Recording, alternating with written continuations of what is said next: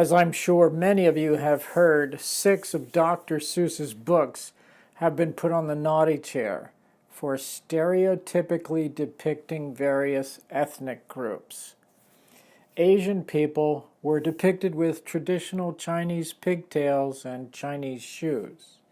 Middle Easterners have been depicted with turbans and robes. These are, for some reason, now considered derogatory to depict an indigenous person in their traditional and historical context. It is also considered in bad taste to portray an Eskimo as living in an igloo. These all strike me as odd because there are local festivals in our city where the residents find honor in wearing the particular garb of their heritage. But now Dr. Seuss is being maligned for depicting ethnic persons ethnically. And those works are being labeled as racist. In actuality, you have to dig pretty deep into Dr. Seuss's works and have a creative imagination to find racism in his books. Since having been written, they were not considered as such. It's only in our hypersensitive, hyper-judgmental culture that they are now being deemed as inappropriate. But if you investigate the life and biography of Dr. Seuss and his worldview, you will find that he worked for the equality of races and he believed in the equality of races. In contrast to the people who are now accusing him and canceling him, whose worldview and policies are distinctly racist. The question in my mind is whether an accurate ethnic and historical depiction is intrinsically racist. Can I not show a Japanese person in a kimono or a German in lederhosen? If 40 years ago a child innocently wore a Halloween costume that was a Native American headdress modeled exactly after the kinds of headdresses that the indigenous American people actually wore, is the wearing of the costume derogatory and therefore bigoted?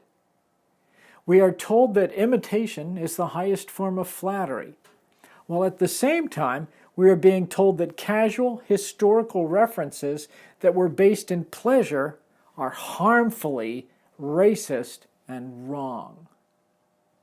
It would seem to me that it's an honorable part of a pluralistic society that there is no shame or detriment in dressing like a Native American or a Chinese person or a white cowboy or any other kind of immigrant population. Is it now racist for a child to dress up like a leprechaun on St. Patrick's Day? Is St. Patrick's Day racist?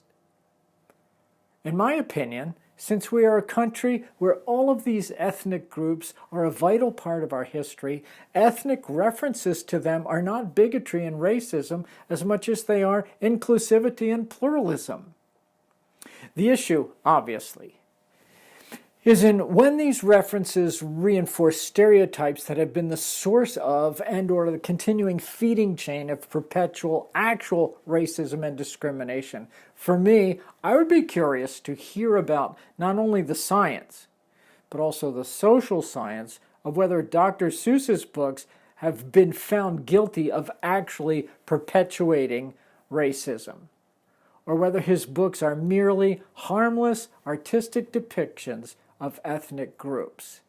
If we are truly a pluralistic society that honors ethnic diversity and respects ethnic expression, then these varieties of depictions should be welcome as showing that we are different nations, languages, and ethnicities under the banner of God's good creation where all people can find a place of expression and respect.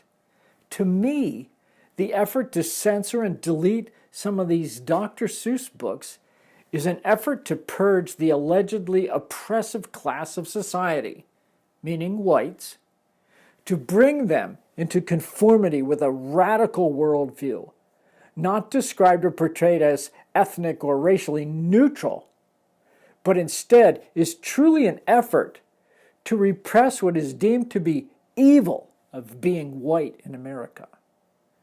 The quest is not to rid the country of racism. Instead, the quest seems to be to suppress anything white, which is in itself racist, derogatory, and repressive. Talk to me. Let's discuss this.